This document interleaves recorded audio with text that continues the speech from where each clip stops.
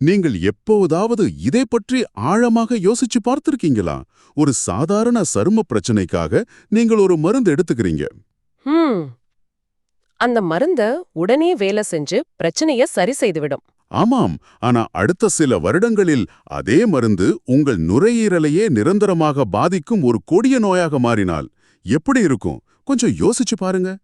கண்டிப்பா இது ரொம்பவே பயமுறுத்தும் ஒரு விஷயம்தான். உண்மைதான். இது உங்களை பயமுறுத்துவதற்காக சொல்லப்படும் கட்டுக்கதை கிடையாது. நவீன மருத்துவத்தின் சில அடிப்படை முரண்பாடுகளை வெளிச்சம் போட்டு காட்டும் ஒரு நிஜமான சம்பவம். அதாவது நோய்களைப் பற்றி நாம் இதுவரை உறுதியாக நம்பிக்கொண்டிருந்த பல விஷயங்களை நாம் இன்று கேள்விக்குள்ளாக்கப் போகிறோம். நிச்சயமா. இன்று நாம் மேற்கொள்ளப் போகும் இந்த ஆழமான அலசல் உங்களுக்கு பல புதிய திறப்புகளை கொடுக்கும். ஹார்வர்ட் பல்கலைக்கழகத்தில் பயின்ற மருத்துவர் ஆண்ட்ரியூ வெயில் எழுதிய தன்னிச்சையான குணமடைதல், அதாவது ஸ்பான்டேனியஸ் ஹீலிங் என்ற புத்தகத்தின் குறிப்புகளைத்தான் நாம் இன்று விரிவாக அலசப் போகிறோம். இந்த புத்தகத்துல என்ன ஒரு சுவாரஸ்யமான விஷயம் இருக்குன்னு பாத்தீங்கன்னா, நமக்கு ஒரு நோய் வரும்போது வெளியே இருக்கும் ஒரு மருத்துவராலோ அல்லது மாத்திரையாலோ தான் நாம் குணமடைகிறோம் என்று 100% நம்புகிறோம் இல்லையா? ஆமா, நாம அப்படித்தான் பழக்கப்படுத்தப்பட்டிருக்கும். ஆனால் உண்மையில் எந்த ஒரு மாத்திரையும் உங்களை நேரடியாக குணப்படுத்துவதில்லை.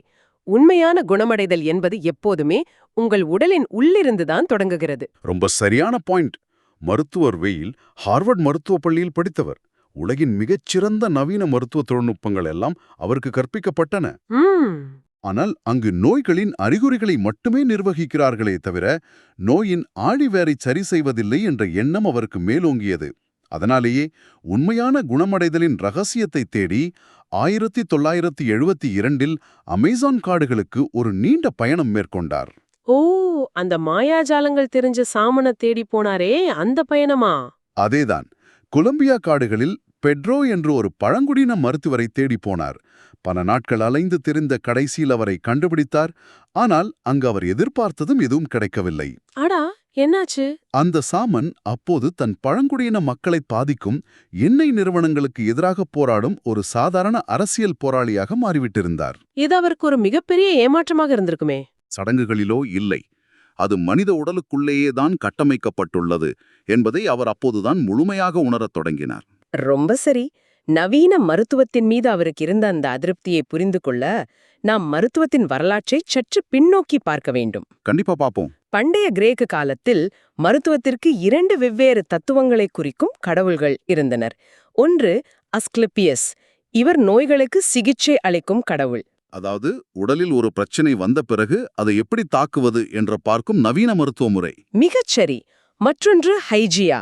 இவர் ஆரோக்கியத்தின் கடவுள். ஆரோக்கியம் என்பது வெளிப்புற தாக்குதல் அல்ல, அது இயற்கையோடு இயைந்து உடலின் சமநிலையை பேணுவது என்ற தத்துவத்தின் அடையாளம் இவர். பார்ப்பார்கள். ஆமாம், அருமையான உதாரணம்.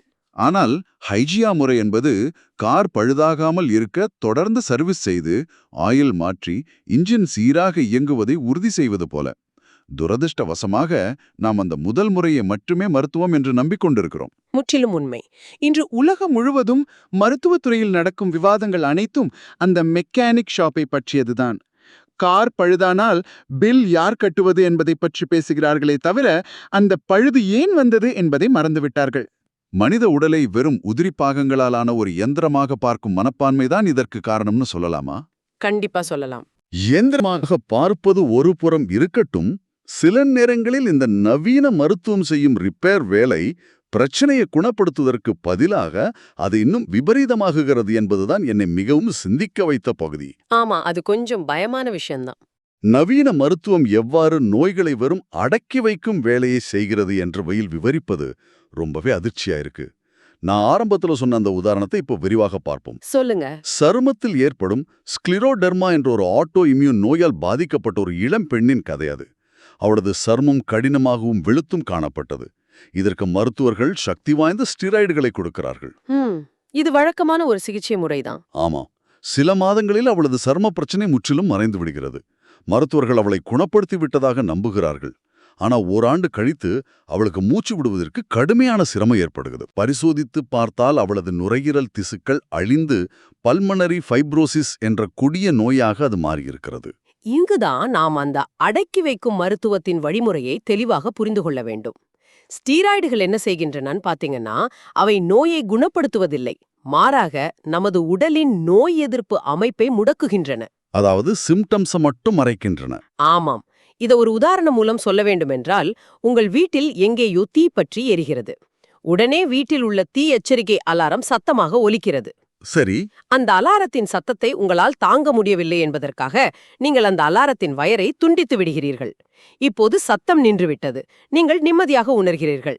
ஆனால் உள்ளே தீ இன்னும் எரிந்து கொண்டுதான் இருக்கிறது. ஓ, அந்த தீ மெதுவாக வீட்டின் மற்ற அறைகளுக்கும் பரவுகிறது. மிக சரி. ஸ்டீராய்டுகள் அந்த அலாரத்தை துண்டிக்கும் வேலையை தான் செய்கின்றன. சருமத்திலிருந்த நோயின் வெளிப்பாட்டை அவை அடக்கியதால் அந்த நோய் உள்ளே சென்று மிக முக்கியமான உறுப்பான நுரையீரலை தாக்கியிருக்கிறது. இத கேட்கும்போதே கொஞ்சம் பகீர்னு இருக்கு. சாமுவல் ஹானிமன் என்ற புகழ்பெற்ற மருத்துவர் பல ஆண்டுகளுக்கு முன்பே இத ஒரு விதியாகவே கணித்திருக்கிறார். தோலில் இருக்கும் ஒரு நோயை அடக்கினால் அது உடலின் மிக முக்கியமான உள் உறுப்புகளை நோக்கி பயணிக்கும் என்று அவர் எச்சரித்திருந்தார். இந்த இடத்துல எனக்கு ஒரு நியாயமான சந்தேகம் வருகிறது. நேயர்களுக்கும் இந்த சந்தேகம் வரலாம். என்ன சந்தேகம்? நவீன மருத்துவம் அறிகுறிகளை அடக்குகிறது, அது ஆபத்தானது என்கிறீர்கள். அப்படியானால் எனக்கு ஒரு கடுமையான பாக்டீரியா தொற்றோ அல்லது டைபாய்டு காய்ச்சலோ வந்தால் நான் ஆன்டிபயோட்டிக்கல் எடுக்கக்கூடாதா? இது ஒரு முக்கியமான கேள்வி.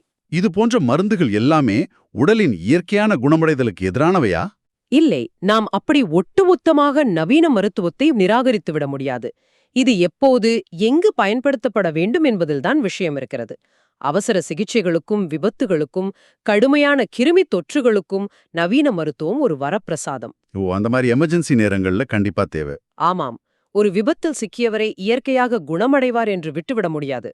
ஆனால் நாள்பட்ட நோய்களுக்கும் வாழ்வியல் சார்ந்த நோய்களுக்கும் நாம் அதையே பயன்படுத்துவதுதான் தவறு. ஆன்டிபயாட்டிகல்ஸ் எப்படி விலை செய்கின்றன என்று பாருங்கள். எப்படி வேலை செய்கின்றன? அவை ஒரு போர்க்களத்தில் எதிரிப்படையின் எண்ணிக்கையை குறைக்கும் ஆயுதங்கள் மட்டுமே. அவை உங்கள் உடலை குணப்படுத்துவதில்லை. கிருமிகளின் எண்ணிக்கை ஒரு குறிப்பிட்ட அளவிற்கு குறைந்தவுடன் உங்கள் உடலின் சொந்த நோய் எதிர்ப்பு அமைப்பு களத்தில் இறங்குகிறது. சூப்பர். அதாவது நமது இம்யூன் சிஸ்டம் மிச்சமிருக்கும் கிருமிகளை அழித்து முழுமையாக குணப்படுத்துகிறது. அதேதான். மருத்துவம் உங்களுக்கு சாதகமான சூழலை உருவாக்கி கொடுக்கிறத தவிர உண்மையான குணமடைதலை செய்வது உங்கள் உடல் மட்டுமே. ஆஹா, இது மிகச் சரியான கோணம். அப்படியானால் நமது உடல் ஒரு தன்னிச்சையான குணப்படுத்தும் இயந்திரம். ஆனால் அந்த இயந்திரத்தை எப்படி செயல்பட வைப்பது? இதுதான் அடுத்த முக்கியமான படி. வெயில் தனது புத்தகத்தில் டாக்டர் ஃபுல்ஃபோர்ட் என்ற ஒரு 80 வயதான ஆஸ்டியோபதி மருத்துவரை பற்றி குறிப்பிடுகிறார். அவர் எந்தவிதமான பெரிய மருத்துவ கருவிகளும் இல்லாமல், மாத்திரைகள் இல்லாமல், வெறும் தன் மென்மையான கைகளின் தொடுதல் மூலமும் ஒரு சிறிய வைப்ரேட்டர் கருவி மூலமும் நோயாளிகளை அற்புதமாக குணப்படுத்தியிருக்கிறார். ஆமாம், டாக்டர் ஃபுல்ஃபோர்ட் முறைகள் ரொம்பவே பிரபலம். ஒரு நோயாளியை லேசாக தொட்டவுடனேயே அவருக்கு என்ன பிரச்சனை என்று அவரால் கண்டுபிடிக்க முடிகிறது. இது கேட்பதற்கு ஏதோ மாயாஜாலம் போல தோன்றுகிறதே. அது மாயாஜாலம் அல்ல, அது மிக நுட்பமான உடலியல் விஞ்ஞானம். டாக்டர் ஃபுல்ஃபோர்ட் பயன்படுத்தியது பிரைமரி ரெஸ்பிரேஷன் மெக்கானிசம் அல்லது கிரேனியல் தெரப்பி எனப்படும் முறை. இந்த கிரேனியல் தெரப்பி எப்படி வேலை செய்யுது? இதை எளிதாக புரிந்து கொள்ள நமது மூளையும் தண்டுவடமும் செரிப்ரோஸ்பைனல் திரவம் என்ற ஒரு திரவத்தில் மிதந்து கொண்டிருக்கின்றன என்பதை நாம் நினைவில் கொள்ள வேண்டும். சரி. கடலில் எப்படி அலைகள் ஒரு குறிப்பிட்ட தாழகதியில் சீராக வந்து செல்கின்றனவோ அதேபோல இந்த திரவமும் மூளைக்கும் தண்டுவடத்திற்கும் இடையே ஒரு துடிப்பான தாழகதியில் ஏறி இறங்குகிறது. இது நாம் நுரையீரலால் சுவாசிக்கும் காற்றை போன்றதல்ல. இது நரம்பு மண்டலத்தின் அடிப்படை சுவாசம். ஓ, அப்படியானால் இந்த தாழகதி தடைபடும் போதுதான் உடல்ல சிக்கல்கள் உருவாகின்றன இல்லையா? நமது வாழ்வில் நடக்கும் விபத்துகள் அல்லது உணர்ச்சிகரமான அதிர்ச்சிகள் இந்த நரம்பு மண்டல கடலில் அணைகளை கட்டுகின்றன என்று சொல்லலாமா? மிக துல்லியமான உதாரணம். அதிர்ச்சிகள் உடலில் ஆழமான பதற்றத்தை உருவாக்கி அந்த திரவத்தின் சீரான ஓட்டத்தை தடை செய்கின்றன. ஒரு ஆற்றில் அணை கட்டினால் எப்படி தண்ணீர் தேங்கி பிரச்சனை உருவாகுமோ அதேபோல இந்த ஓட்டம் தடைபடும் இடத்தில் நோய்கள் உருவாகின்றன. அந்த தடைய டாக்டர் ஃபுல்ஃபோர்டு எப்படி நீக்குகிறார்? அவர் தனது கைகளால் எங்கு அந்த தடை இருக்கிறது என்பதை உணர்ந்து மிக மென்மையான அழுத்தத்தின் மூலம் அந்த தடையை நீக்குகிறார். அணை உடைக்கப்பட்டவுடன் ஆறு தானாகவே சீராக ஓடத் தொடங்குவது போல தடையை நீக்கியவுடன் உடல் தன்னைத்தானே குணப்படுத்திக் கொள்ளும் வேலையை தொடங்கிவிடுகிறது. அடடா, அவர் உடலை குணப்படுத்தவில்லை, குணமடைவதற்கான தடையை மட்டுமே அகற்றுகிறார். மிகச் சரியாக சொன்னீர்கள். சரி, டாக்டர் ஃபுல்ஃபோர்ட் இத உடலின் திசுக்கள் மற்றும் எலும்புகள் அளவில் செய்கிறார். இது போன்ற தன்னிச்சையான குணமடைதல் ஆழமான நுண்ணிய அளவிலும், அதாவது நமது செல்களுக்குள்ளும் டிஎன்ஏ அளவிலும் கூட நடக்கிறதா? நிச்சயமாக நடக்கிறது. அங்கே நடக்கும் வேலை இன்னும் பிரமிப்பானது. அப்படியா? ஒவ்வொரு நாளும் நாம் சூரிய ஒளியில் நடமாடும்போது அதிலிருந்து வரும் புற ஊதா கதிர்களால் நமது செல்களில் உள்ள டிஎன்ஏவில் பல்லாயிரக்கணக்கான பாதிப்புகள் ஏற்படுகின்றன. டிஎன்ஏவின் சங்கிலி உடைகிறது. ஆனால் நாம் கேன்சர் இறந்து போவதில்லை. ஏன் தெரியுமா? ஏன்னு சொல்லுங்க. நமது டிஎன்ஏவிற்குள்ளேயே பாலிமரேஸ் என்ற ஒரு என்சைம் இருக்கிறது. அந்த பாலிமரேஸ் என்ன செய்கிறது? கணினியில நாம டைப் செய்யும்போது ஆட்டோ கரெக்ட் எப்படி தானாகவே எழுத்துப் பிழைகளை கண்டுபிடித்து திருத்துகிறதோ அதுபோல வேலை செய்கிறதா? அச்சசலாக அதே வேலைதான். பாலிமரேஸ் என்சைம் டிஎன்ஏ சங்கிலியில் எங்கேனும் பழுதிருக்கிறதா என்று சதா சர்வகாலமும் ரோந்து சுற்றி கொண்டே இருக்கிறது. ஒரு பழுத பார்த்தவுடன் உடைந்த அந்த பகுதியை வெட்டி அகற்றிவிட்டு நொடிப்பொழுதில் புதிய ஆரோக்கியமான மூலக்கூறுகளை அங்கு இணைத்து விடுகிறது. அடேங்கப்பா, இது உடலுக்குள்ளேயே நடக்கிற ஒரு பெரிய சர்ஜரி மாதிரி இருக்கே. ஆமாம், மேயே எப்படி இருக்கிறதோ அப்படியே கீழேயும் என்ற ஒரு பழைய தத்துவ விதி உண்டு. அதாவது, ஒரு நுண்ணிய டிஎன்ஏ எப்படி தன்னைத்தானே பழுது பார்த்து கொள்கிறதோ அதே போலதான் ஒட்டுமொத்த உடலும் தன்னை குணப்படுத்திக் கொள்ளும் அமைப்பை கொண்டுள்ளது. இது கேட்பதற்கே மிக ஆச்சரியமாக இருக்கிறது. நம்முடைய உடலுக்குள்ளேயே ஒரு மிகப்பெரிய பார்மசி இயங்கிக் கொண்டிருக்கிறது. ஆனால் இது எனக்கு இன்னொரு கேள்வியை எழுப்புகிறது. என்ன கேள்வி? கேளுங்க. உடலால் தன்னைத்தானே இவ்வளவு அற்புதமாக குணம் முடியும் என்றால் ஏன் பலரால் நாள்பட்ட நோய்களிலிருந்து மீள முடிவதில்லை? ஏன் சிலர் நோயோடு பல வருடங்கள் போராடுகிறார்கள்? அந்த இடத்தில் ஏதோ ஒன்று இந்த தன்னிச்சையான அமைப்பை தடுத்து நிறுத்துகிறதில்லையா? இது மனிதத்துடன் சம்பந்தப்பட்டதா?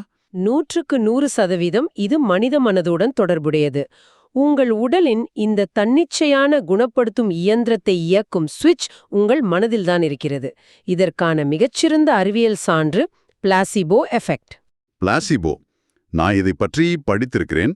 ஒரு நோயாளிக்கு மருந்து என்று சொல்லி எந்த மருந்து சத்தும் இல்லாத வெறும் சர்க்கரை மாத்திரையை கொடுப்பார்கள். ஆமாம். ஆனால் அந்த நோயாளி அது ஒரு சக்தி வாய்ந்த மருந்து என்று நம்பி சாப்பிடுவார். ஆச்சரியப்படும் விதமாக அவரது நோய் நிஜமாகவே குணமாகிவிடும். பல நவீன மருத்துவர்கள் இதை ஒரு மனப்பிரமை என்றோ அல்லது ஏமாற்று வேலை என்றோ சொல்லி ஒதுக்கிவிடுகிறார்களே. இது உண்மையிலே வேலை செய்கிறதா அல்லது தற்செயலா? அது தற்செயலும் அல்ல, ஏமாற்று வேலையும் அல்ல. நவீன மருத்துவம் அதை புரிந்து கொள்ள தவறிவிட்டது என்றுதான் சொல்ல வேண்டும். ஒரு நோயாளி அந்த சர்க்கரை மாத்திரையை சாப்பிடும்போது வெளியிலிருந்து எந்த ஒரு வேடிப்பொருளும் உள்ளே செல்லவில்லை என்பது உண்மைதான். பின் எப்படி இது வேலை செய்யுது? இந்த மாத்திரை என்னை குணப்படுத்தும் என்ற அவரது அசைக்க முடியாத நம்பிக்கை மூளையில் உள்ள ஹைப்போதாலமஸை தூண்டுகிறது. மூளை உடனடியாக எண்டோர்பின்கள் போன்ற வலி நிவாரணிகளையும் நோய் எதிர்ப்பு சக்தியை தூண்டும் ரசாயனங்களையும் உடலுக்குள் உற்பத்தி செய்கிறது. ஓ, உடலே தனக்கான மருந்தை உற்பத்தி செய்து கொள்கிறது. ஆமாம், பிளாசிபோ என்பது வெளியிலிருந்து வரும் மருந்து அல்ல, அது நமது உடலின் உள் மருந்தகத்தை திறந்துவிடும் ஒரு திறவுகோல். இதைவிட ஒரு சிறப்பான விளக்கம் இருக்க முடியாது. நம்பிக்கை எப்படி உடல் ரீதியான மாற்றத்தை ஏற்படுத்துகிறது என்பதற்கு அந்த புத்தகத்துல ஒரு சுவாரஸ்யமான உதாரணம் இருக்கிறது. அந்த 4 இலைச்செடி உதாரணம் தானே? ஆமாம், 4 இலைகள் கொண்ட அதிர்ஷ்ட செடியை எங்கு பார்த்தாலும் கண்டுபிடிக்கும் ஒரு பெண்ணின் கதை அது. சாதாரணமாக அந்த செடிக்கு 3 இலைகள் தான் இருக்கும். 4 இலைகள் இருப்பது பல ஆயிரத்தில் 1 என்ற அளவில் மிக மிக அபூர்வம். உண்மைதான். ஆனால் அந்த பெண்ணால் மட்டும் எந்த புல்வெளிக்கு சென்றாலும் ஓரிரு நிமிடங்களில் அந்த 4 இலைச்செடியை கண்டுபிடித்துவிட முடிகிறது. இது எப்படி சாத்தியம்? இது முன்கூட்டியே தீர்மானிக்கப்பட்ட எதிர்பார்ப்பின் சக்தி. நிச்சயமாக இங்கே அந்த 4 இலைச்செடி இருக்கிறது, அது என் கண்களுக்கு தென்படும் என்ற அவளது அசைக்க முடியாத நம்பிக்கை அவளது மூளையின் நரம்பியற் பாதைகளை மாற்றியமைத்து அவளது பார்வையை அதற்கேற்ப கூர்மையாக்குகிறது. அட, நம்ம எதிர்பார்ப்பு நம்ம பார்வையே மாற்றுமா? ஆமாம், அந்த இலை அங்கு இருக்கிறது என்ற நம்பிக்கை அவளது யதார்த்தமாகவே மாறிவிடுகிறது. அதேபோலத்தான் என் உடல் என்னை குணப்படுத்தும் என்ற நம்பிக்கை இருந்தால் மட்டுமே குணப்படுத்தும் அமைப்பு விழித்தெழும். எனக்கு வயதாகிவிட்டது, இந்த நோய் என்னை கொன்றுவிடும் என்று நீங்கள் நம்பினால் உங்கள் மூளை அதை ஒரு உத்தரவாக ஏற்றுக்கொண்டு நோய் எதிர்ப்பு அமைப்பை முடக்கிவிடும். இது ஷின் டெராயாமா என்பவரின் கதையோடு அப்படியே ஒத்துப்போகிறது. அவருடைய கதை ரொம்ப இன்ஸ்பைரிங்கான ஒண்ணு. ஜப்பானைச் சேர்ந்த ஒரு தொழிலதிபர் அவர். அவருக்கு சிறுநீரக புற்றுநோய் முற்றிய நிலையில் இருந்தது. அவர் என்ன செய்தார் தெரியுமா? மருத்துவமனையிலிருந்து வெளியேறி தனது புற்றுநோயை எதிர்த்து போராடுவதை கைவிட்டார். இது ரொம்ப தைரியமான முடிவு. ஆமாம், மாறாக இயற்கை உணவுகளை சாப்பிடத் தொடங்கினார். தினமும் சூரிய உதயத்தை பார்த்து ரசித்தார். எல்லாவற்றிற்கும் மேலாக புற்றுநோயும் என் உடலின் ஒரு அங்கம்தான் என்று அந்த நோயை நேசிக்கத் தொடங்கினார். அதை முழுமையாக ஏற்றுக்கொண்டார். அந்த அக்செப்டன்ஸ் தான் மிகப்பெரிய திருப்பம். அவர் எப்படி அதிலிருந்து உயிர் பிழைத்தார் என்பது மருத்துவ உலகிற்கே ஒரு ஆச்சரியம். அவர் குணமடைந்ததன் பின்னணியில் உள்ள அறிவியலை புரிந்து கொள்வது மிக முக்கியம். ஒரு நோயை எதிரியாக நினைத்து நாம் சண்டையிடும்போது நமது உடலில் பதற்றம் அதிகரிக்கிறது. பதற்றம் அதிகரிக்கும்போது என்ன நடக்கும்?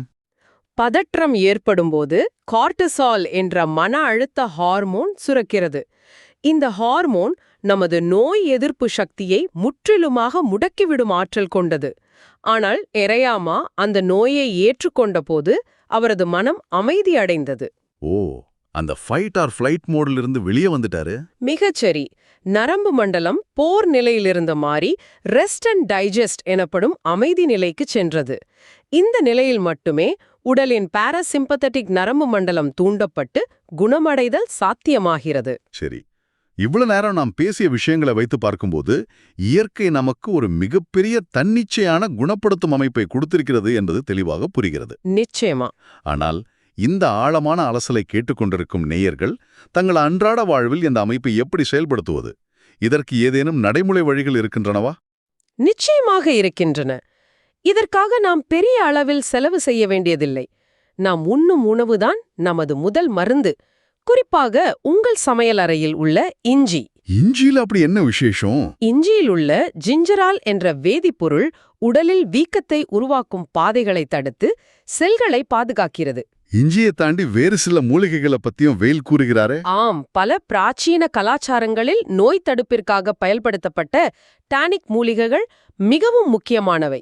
உதாரணத்திற்கு மில்க் திஸ்டில். இந்த மில்க் திஸ்டில் என்ன செய்யும்? நாம் சுவாசிக்கும் காற்று, உண்ணும் உணவு என அனைத்திலும் இன்று நச்சுக்கள் கலந்துவிட்டன. அந்த நச்சுக்களை வடிகட்டும் கல்லீரலின் செல்களுக்கு வெளியே ஒரு வலிமையான கவசத்தை உருவாக்குவதுதான் இந்த மில்க் திஸ்டிலின் வேலை. அதேபோல கார்டிசெப்ஸ் என்ற ஒரு சிறப்பான காளான் வகை. அட, காளானா? அது எப்படி உதவுது? இது நமது செல்பே ஆக்சிஜனை பயன்படுத்தும் திறனை அதிகரித்து உடலின் ஒட்டுமொத்த மீள்திறனையும் பன்மடங்கு கூட்டுகிறது. சரி, உணவு ஒரு பக்கம் இருக்கட்டும். உடற்பயிற்சி எந்த அளவுக்கு முக்கியம்? இந்த தன்னிச்சையான குணப்படுத்தும் அமைப்பை தூண்டுவதற்கு நான் தினமும் ஜிம்முக்கு சென்று கடினமாக பழு தூக்க வேண்டுமா? அதெல்லாம் தேவையே இல்லைங்க. இருப்பதிலேயே மிக சிறந்த உடற்பயிற்சி எது தெரியுமா? எதுங்க? சாதாரண நடைப்பயிற்சி தான்.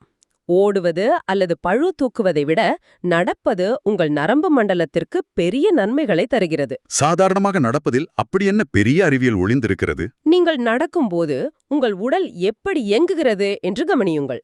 உங்கள் வலது கையும் இடது காலும் ஒன்றாக அசையும், பின்னர் இடது கையும் வலது காலும் அசையும். இது ஒரு கிராஸ் பேட்டர்ன் மூவ்மெண்ட். ஆமா, நாம் நடக்கும்போது கைகளையும் கால்களையும் மாற்றி மாற்றி அசைக்கிறோம். இப்படி எதிரெதிராக உடல் இயங்கும்போது மூளையின் வலது மற்றும் இடது அரைக்கோளங்கள் ஒன்றுக்கொன்று தகவல்களை தடையின்றி பரிமாறிக்கொள்கின்றன. இது மூளையின் நரம்பு மண்டலத்தை அமைதிப்படுத்தி உடலில் உள்ள அழுத்தங்களை குறைக்கிறது. இது ரொம்பவே சுவாரஸ்யமா இருக்கு. அத்துடன் நடக்கும்போது நீங்கள் சீராக சுவாசிப்பது உடலுக்கு தேவையான முழு ஆக்சிஜனையும் வழங்கி உங்களது குணப்படுத்தும் அமைப்பை உச்சக்கட்டத்திற்கு கொண்டு செல்கிறது. நீங்கள் சொல்வதை கேட்கும்போது ஆரோக்கியம் என்பது எங்கோ மருந்து கடைகளிலோ விலை உயர்ந்த சிகிச்சைகளிலோ இல்லை. அது நாம் நடக்கும் சீரான நடையிலும் சுவாசிக்கும் ஆழ்ந்த சுவாசத்திலும் நமது மனதின் நம்பிக்கையிலும் தான் இருக்கிறது என்பது தெளிவாக புரிகிறது. 100% உண்மை. இந்த ஆழமான அலசலின் முடிவிற்கு வந்துவிட்டோம். இது உங்களுக்கு ஒரு புதிய பார்வையை தந்திருக்கும் என்று நம்புகிறேன். உங்களிடம் ஒரு கேள்வியை முன்வைக்க விரும்புகிறேன். நம்முடைய மருத்துவமனைகள் நோய்களுக்கு சிகிச்சை அளிக்கும் பயமுறுத்தும் இடங்களாக இல்லாமல் எப்படி ஆரோக்கியமாக வாழ வேண்டும், எப்படி சரியாக சுவாசிக்க வேண்டும், எப்படி சாப்பிட வேண்டும் என்று கற்றுக் கொடுக்கும் ஹெல்த் ஸ்பாக்கள் போல மாறினால் இந்த உலகம் எப்படி இருக்கும் என்று சற்று கற்பனை செய்து பாருங்கள். அது ஒரு மிகச் சிறந்த எதிர்காலமாக இருக்கும். அந்த மாற்றம் நம்மிலிருந்துதான் தொடங்க வேண்டும். நம்முடைய உடலே உலகின் மிக சிறந்த மருத்துவர் என்பதை உணர்ந்து அந்த மருத்துவருக்கு தேவையான சரியான உணவையும் அசைக்க முடியாத நம்பிக்கையும் அளித்து ஆரோக்கியமாக வாழ்வோம். இறுதியாக ஒரு சின்ன சிந்தனை. நீங்கள் அடுத்த முறை காய்கறி நறுக்கும்போது உங்கள் கையில் ஒரு சிறிய காயம் ஏற்பட்டால் உடனே பதறாதீர்கள். அதை சற்று உற்று நோக்குங்கள். ஆமாம், அந்த காயத்தை உடல் எப்படி கையாளுகிறது என்று கவனியுங்கள். எந்த மெக்கானிக்கும் இல்லாமல், எந்த பெரிய ரிப்பேர் இல்லாமல் உங்கள் உடல் அந்த இடத்திற்கு இரத்தத்தை அனுப்பி உறைந்து போகச் செய்து புதிய செல்களை உருவாக்கி அந்த காயத்தை தானாகவே மாயாஜாலம் போல எப்படி குணப்படுத்துகிறது என்பதை வேடிக்கை பாருங்கள். ஒரு சிறிய காயத்தை சரிசெய்யும் அந்த மாபெரும் சக்திக்கு உங்கள் ஒட்டுமொத்த உடலையும் குணப்படுத்தும் ஆற்றல் இருக்கிறது என்பதை ஒருபோதும் மறக்காதீர்கள். மிகச் சரியான வார்த்தைகள். இதை நாம் எல்லோரும் கட்டாயம் உணர வேண்டும். இவ்வளவு நேரம் கேட்டதுக்கு ரொம்ப நன்றி. இந்த Tamil voice reads channel monetisation இல்லாம தான் நடக்குது. இந்த ஆடியோ புத்தகம் உங்களுக்கு பயன் தருது என்று நினைத்தால் இந்த முயற்சி தொடர்ந்து போக உங்க ஆதரவும் மிகவும் உதவும். என்னுடைய இந்த முயற்சிக்கு நன்கொடை அளிக்க விருப்பம் இருந்தால் டிஸ்கிரிப்ஷன்ல கொடுக்கப்பட்டுள்ள UPI ID மூலம் வழங்கலாம். உங்களால் முடிந்த அளவு போதும். சிறிய ஆதரவும் பெரிய உதவிதான்.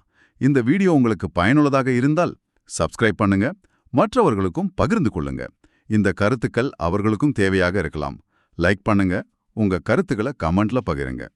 மனப்பூர்வமான நன்றி.